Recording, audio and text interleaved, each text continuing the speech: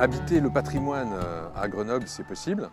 Nous sommes rue Chenoise, une des rues historiques emblématiques du centre ancien de Grenoble, tenant place Notre-Dame, aboutissant rue de Lyon. À peu près un peu plus d'1 millier, 1500 personnes qui y habitent. C'est une rue très ancienne qui a la particularité d'être courbe puisqu'elle longe les anciens remparts romains. Elle tirerait son nom de la famille de Chaulnay, famille du Moyen-Âge, et par déformation, le nom de la rue est devenu Chenoise.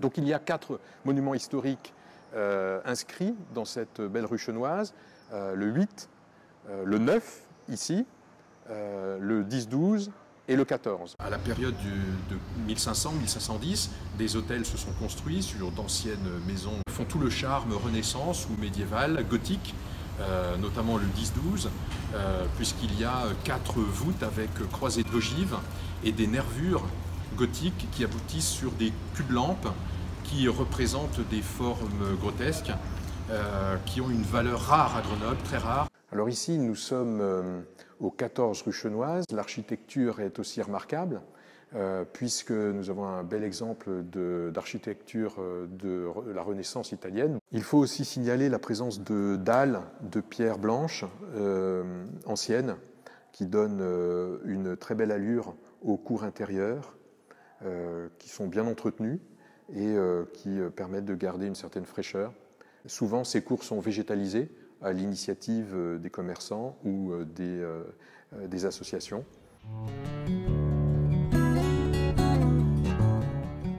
Je tiens le restaurant Tête à l'envers situé au 10-12 rue Chenoise. Il y a une douzaine d'années, avec mon collègue Sébastien du restaurant Flamme, nous avons créé une association qui s'appelait ACDC, Association des commerces et de ventes de Chenoise, pour dynamiser la rue, pour lui donner des animations. Nous avons fait ça pendant 5-6 ans. On a créé une autre association qui s'appelle maintenant Oser Chenoise, qui est la seule association de Grenoble qui mélange les habitants et les commerçants pour continuer à faire vivre la rue avec des animations.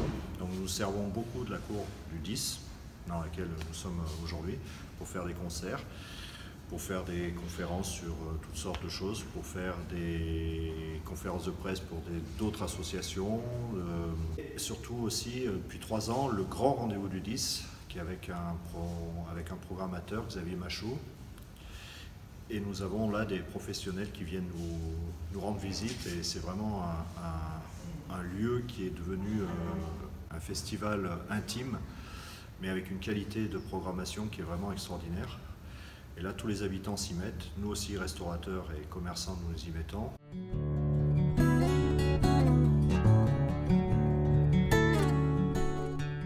Bienvenue dans nos locaux.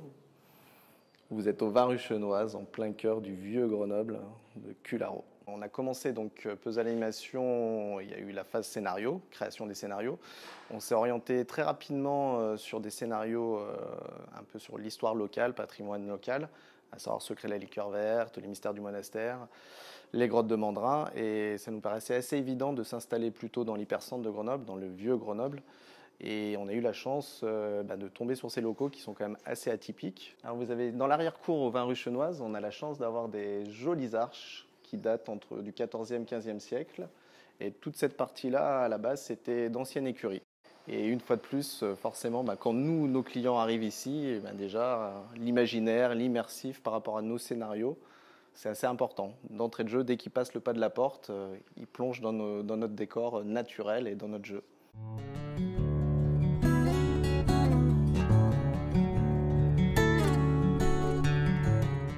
C'est le 8 rue Chenoise, dit l'hôtel d'Ornacieux, de l'ancien marquis de Dornacieux, plus connu sous le nom aussi de maison Vaucanson, puisque Vaucanson y a habité de nombreuses années, étant né à côté rue Brocherie. C'est un hôtel qui a la particularité d'avoir une cour très belle, de style transalpin, couleur saumonée, avec des balustrades en pierre. L'entrée rappelle le style Louis XIII avec ses volutes.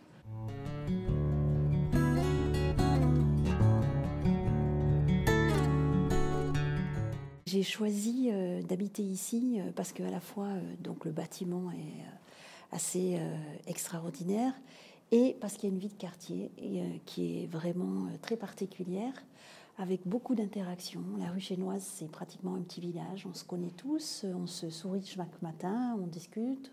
Et dans ce bâtiment, c'est vrai que c'est un bâtiment du XVIIe, avec des volumes qui sont vraiment très intéressants, de très grandes pièces, on a une très grande cour, il y a de l'espace.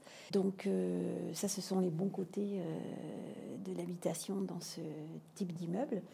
Ça demande quand même une certaine vigilance. Donc un entretien très important de l'ensemble du bâti, tout en le faisant donc avec goût et avec respect de ce qui est patrimonial.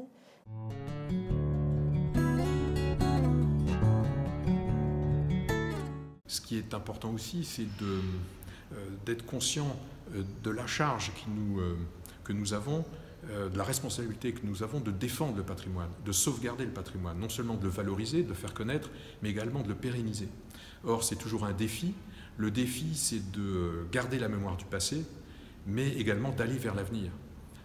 C'est-à-dire qu'il faut le préserver et il faut savoir convaincre des travaux parfois nécessaires à faire, pas forcément très chers, mais il est dans notre domaine de pouvoir faire acte de pédagogie patrimoniale et de faire savoir au public, aux propriétaires, aux copropriétaires, toutes les aides financières qui sont possibles au titre des monuments historiques.